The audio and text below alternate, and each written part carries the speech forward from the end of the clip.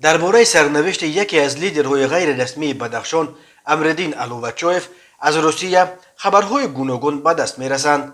2 روز باز دستنوره شدن علاقه با الووچوف باعث به وجود آمدن سر و صداهای مختلف درباره کجا شدن او شده است. بنا به برخی منابع امردین الووچوف اخیرا در حدود ولایت بلگراد روسیه هنگام عبور مرز روسیه با اوکراین با حجت‌های قلبکی دستگیر شده است.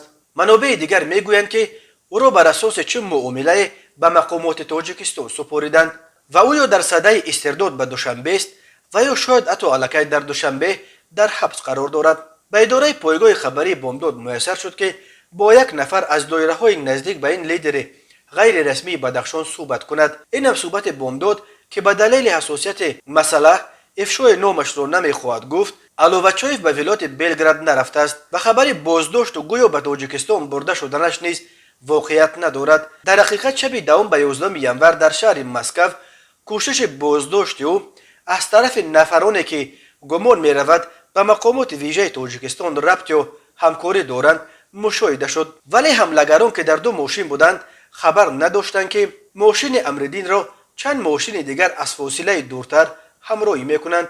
وقتی که دستگیر کنندگان دیدند که شمارهشان نسبت به آدمان امردین کمتر است، زورشان به آنها نمیرسد و به بالای این شاید غلوغله برخیزد که به منفعت آنها نیست، آنها از جای حادثه با ماشین‌های خود فرار کردند. این منبع میگوید بعد این حادثه تمام تلفن‌ها را کشته، امردین الووچوف را در یک مکان امن پنهان کردند و حالا تلاش دارند تا مسئله امنیت او را با مقامات رسمی روسیه مطرح کنند و کفالت به دست بیارند که او را کسی به دوشنبه نخواهد سپرد. تفتیش این معلومات توسط منابع دیگر خیلی مشکل است.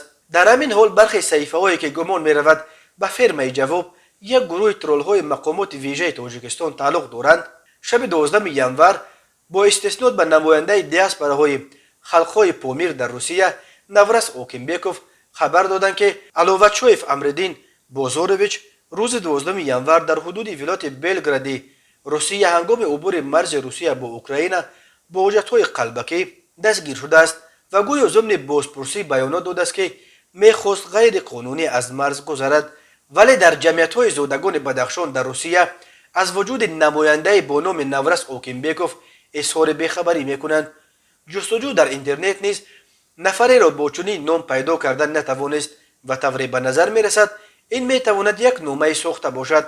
و اما خبر بازداشت امردین الووچوف را پایگاه مستقل پامیر دیلی نیوز، یکی از پایگاه‌های از همه مطلع درباره حوادث مربوط به بدخشان نیز نشر کرد. به ادعای این نشریه الووچوف روز 12 ینور در مسکو ربوده شده است و به احتمال غالب شب 13 ینور به تاجیکستان برده می شود. پامیر دیلی نیوز بعدا در کانالش در تلگرام کانال خبر داد که بنا به معلومات هنوز تصدیق نشده الووچوف الکی در دوشنبه است. امردین الووچوف زاده نویه روشکله بوده، 44 سال دارد. اسم او بار اول وقتی در سرخط خبرها افتاد که مقامات درباره 7 لیدر غیر رسمی بدخشان با الووچوف نیز یک پروتکل علاوه امضا کردند. بر اساس آن سند الووچوف عهده‌دار میشد که از تشکیل گروه‌های جنایی دست کشیده جوانان را به ضد حکومت نشوراند. الووچوف سال 2019 به روسیه رفت و به زودی یکی از لیدرهای با نفوذ دیاسپورای زادگان بدخشان در این کشور شد.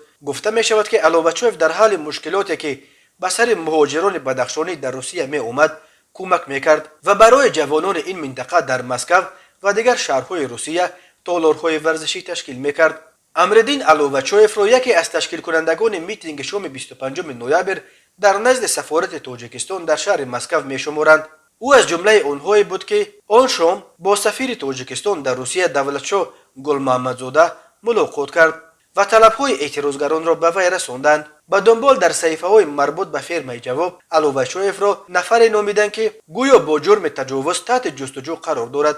علیشیر میرزانبات رئیس ولایت مختار کوهستان بدخشان و دلیر جمعه وزیر انرژتیک تاجیکستان روز 2 ینور در یک جلسه در خاروغ الووچوف را سرکرده گروه جنایی نام برده به آن عیبدار کردند که زادگان این ولایت را در روسیه به ضد حکومت میشوراند.